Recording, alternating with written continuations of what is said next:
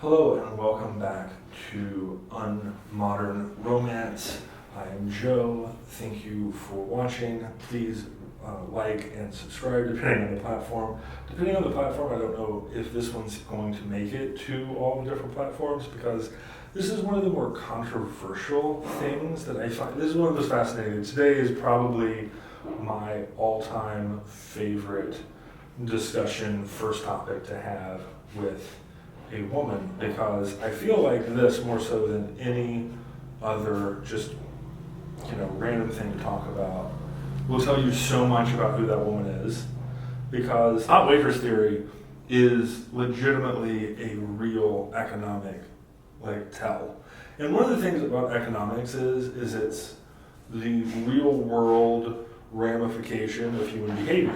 Economics always stems from reality, how people are and how resources are. It's the production side of the world with where people's thoughts and motivations are.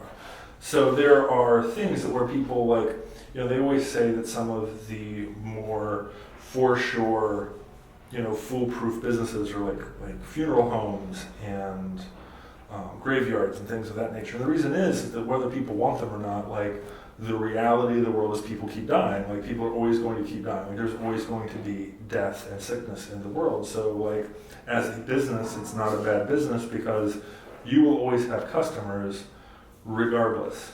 You will always have job security in those fields. It's like police. There will always be crime. There will always be the negativity of the human heart that wants to go out and commit crimes. And the hot waitress theory is a very simple theory, which is you can tell how confident and sure the market is based upon the attractiveness of waitresses. And here's why that is. Because if, typically speaking, people who are very attractive can get hired above their qualifications. And there are so many reasons for that. People just want to be around attractive people. If you are the hiring person and you have equally qualified people and one's attractive and one is not, you will hire the more attractive one. And even sometimes when the more attractive person is less qualified. Because for one thing, the attractive person has been told they're attractive their entire life. People have always sought after and treated them, and there is a certain confidence that attractive people tend to have. And confidence is very good to have in an office space regardless of the job. The second thing that ends up happening is that other people around that attractive person end up being more busy, more efficient with their time. They try and work harder to impress the attractive person. If there's an attractive person in the room, especially men will work harder to impress the attractive person, even if they have no intentions of being with her. So if you are married and you're happy at home, you don't want to be emasculated in front of the attractive girl. We all as men tend to have some pride in being good at our jobs, at being competitive. We tend to be more competitive by nature. So if there's an attractive woman in the office, we are more likely to compete in her presence. And they've done studies where they put attractive people in offices, and the production of the non-attractive people go up. They rise dramatically. So when you have a very stable economy, this is something that you want.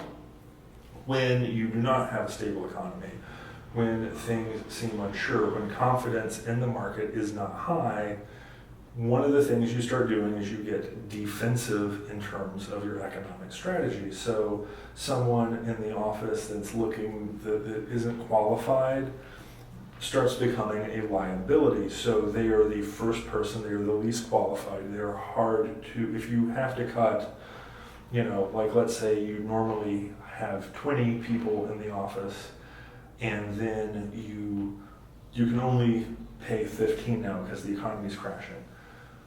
Who are you going to cut first? The person who's the least qualified. You're not going to care as much at that stage about her being attractive because you really do have to bring home food to your family and you really have to keep the business afloat, so they're the first person to go. And then, typically speaking, an unqualified, attractive person ends up becoming a waitress. It's the best paying opportunity for someone like that in a bad economy.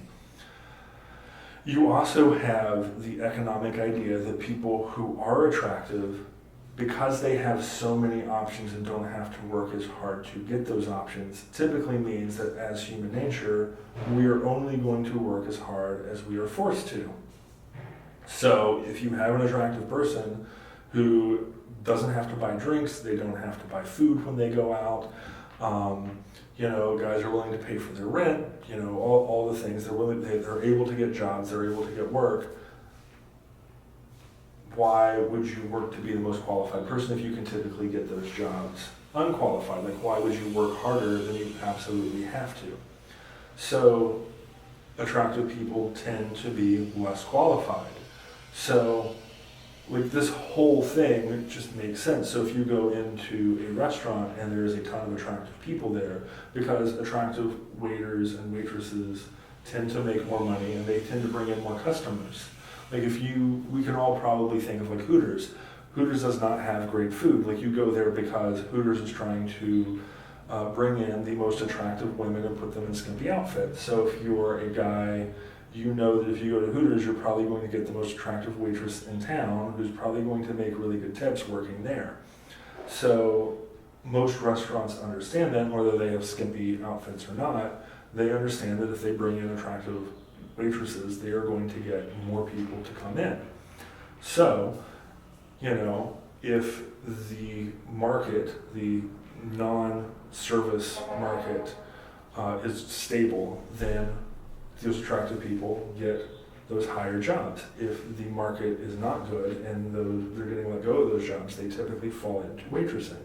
So the percentage of hot waiters and waitresses can tell you a lot about how stable the economy is and what the perceived stability is from the businesses in that area.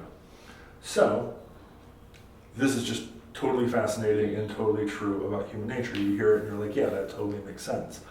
And yet, I hear time and time again that I am a misogynist who hates women, who only judges women's value based upon their attractiveness because I believe this theory to be true. And I'm like, hold on a second. I'm not hiring these women, period.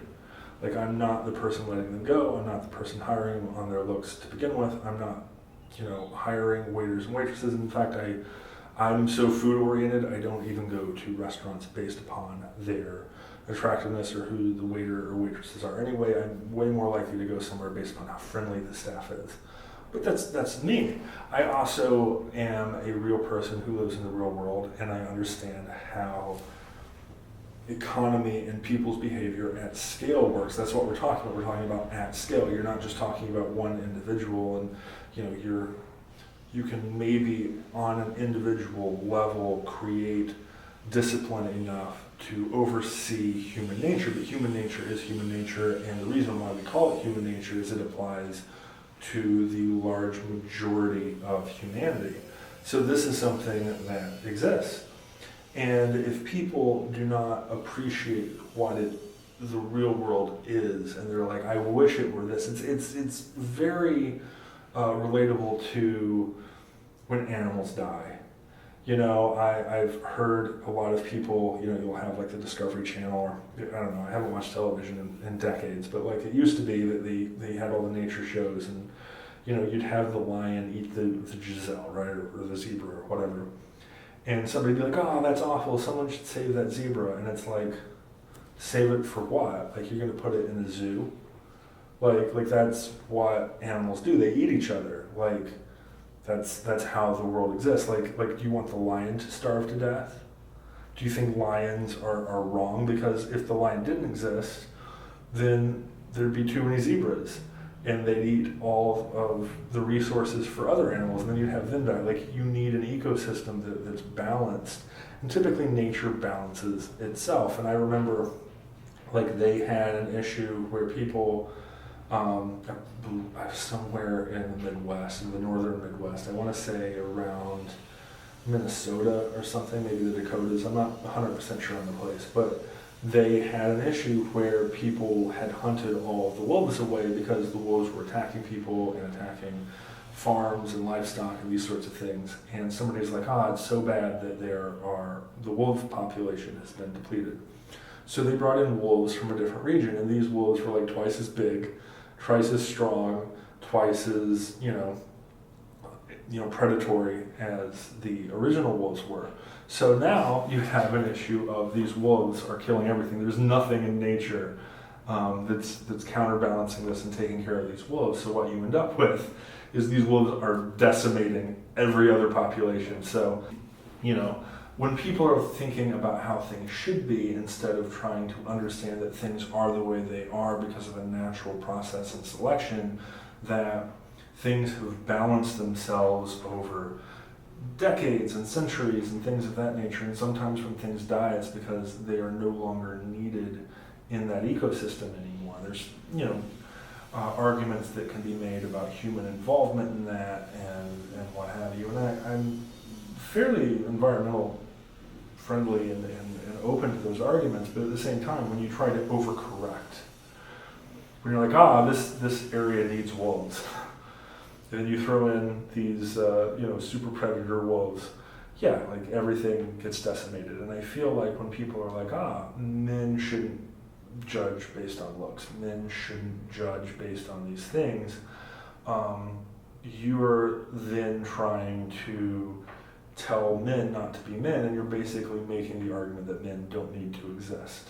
I also find that if we're talking about gender, generally speaking, is like what's ended up happening is that you can make the argument today, it's socially acceptable to say that men are no good. But at the same time, the next argument that's allowed is that men and women are exactly the same. But if men are no good and men and women are exactly the same, then the question becomes, are women no good? Which isn't an argument that I'm making. I'm just trying to put this in a logical context of, if they're completely the same and men are no good, but you're not allowed to say women are no good, that doesn't, you're at least acknowledging that there's a difference, right? You can't say that they're the same and one is better than the other. And what typically comes down to this idea is that gender is a social construct, and because of all of these things that are built into the fabric of society, we've created differences of what's acceptable for men versus women. So that is what changes the behavior, because men and women exist in this society and we take on the roles as society has prescribed, and because of that, the role that has been prescribed to men is bad. This is lunacy. This is absolute lunacy, because, one of my favorite quotes, and I wouldn't make a video on this in and of itself, but it says that men are attracted to looks, women are attracted to ideas. That's why women wear makeup and men lie.